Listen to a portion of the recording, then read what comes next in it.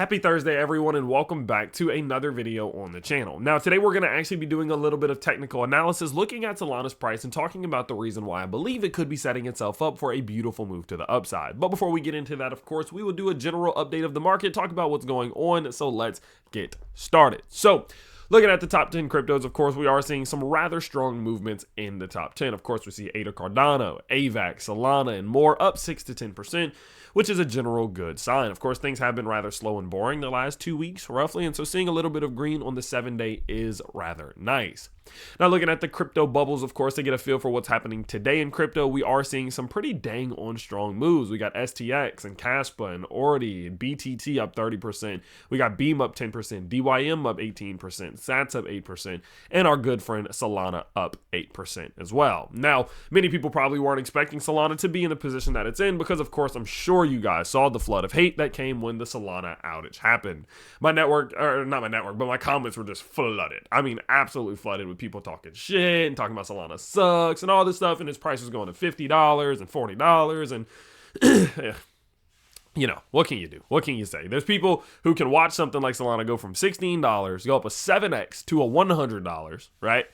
And then come to the comment sections when something like that happens and its price falls 4% while we're still up 700% and have the audacity to say, oh, Solana holders are coping. I'll happily cope with a 700% gain. No problem, right? We did see all that. But what I will say, and I'm actually going to play on the other side here, is that we actually did see some valid criticisms as well. One of the key ones came from CoinDesk, in which they said, can we all stop pretending that Solana is in beta? You can't target mass adoption through storefronts and smartphones while also claiming to be a work in progress when things go wrong. And I do agree with that. And if you do go check out my last video, because today's video is about technical analysis, you will see that I have admitted, like, Solana's not perfect, and they are building and they are changing and working, adapting. They're doing everything necessary to get to where they want to go, but I don't like the idea of just calling it a beta and saying like, oh, it's just a beta. No. Accept it, own what you got. This is what we got. This is what we're working on. We'll adapt, we'll evolve, we'll continue forward. This thing will never be perfect, so I guess it'll always be in beta. So let's stop calling it that, in my opinion, okay? Respectfully.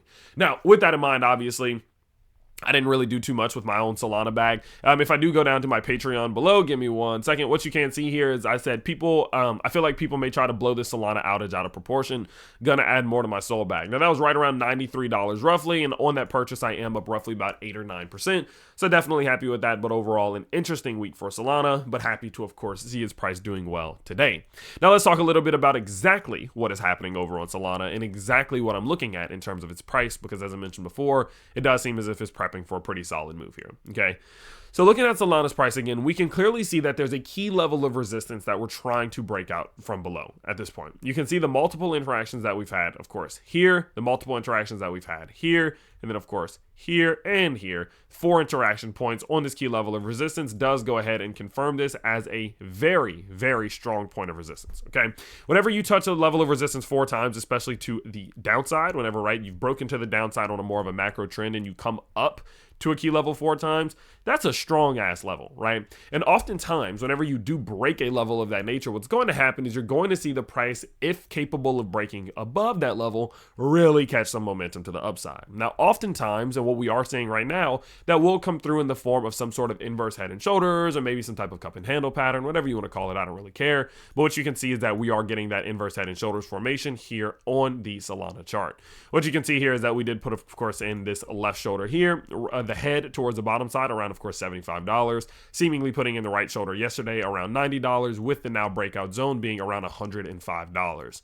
And what I would go ahead and say is that if Solana's price is capable of breaking above $105, I would deem it extremely likely that even if maybe a little slight pullback happens, or even a little bit more of a pullback happens, we would likely be looking to establish that higher low and get a stronger break to the upside, maybe even retesting the yearly high around $125. Now, one thing to be, kind of cautious and careful about is the fact that we do have this 618 to 786 Fibonacci zone sitting right above us. 786 ending at $113, 618 starting at $105. So what you can see here is we're actually building this inverse head and shoulders below and on that 618 level. So if we do break the 618 level, we will likely have a pit stop around 113. But man, if we clear 113, I really think we're probably going to see this thing push past 124, maybe even aiming for $155. Now, obviously, this isn't guaranteed. There's no way for me to guarantee that this is going to happen. And Solana, well, realistically, could use this as a back test and then strongly continue back to the downside to put in some type of sideways consolidational range while we are preparing for the halving and a Bitcoin dominance shift.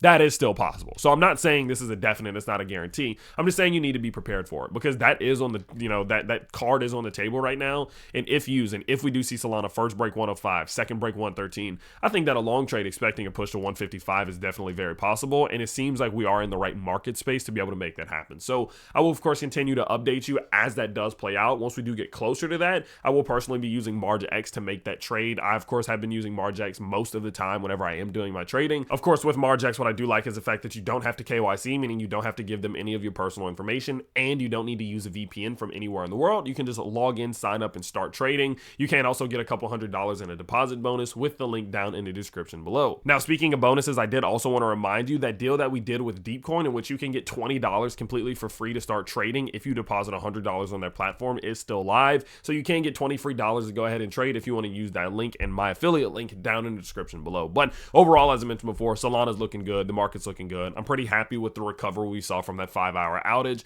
And at the end of the day, it's just a blip in the road, something that we'll look back and laugh on in the future. So with that in mind, of course, I hope you guys did enjoy today's Solana update. If you did, make sure you let me know by smashing that like button and subscribing to the channel. Check out my Patreon if you want to see when I'm doing my own buys, my portfolio, and much more. And of course, I will see you all in the next video, everyone. Peace out.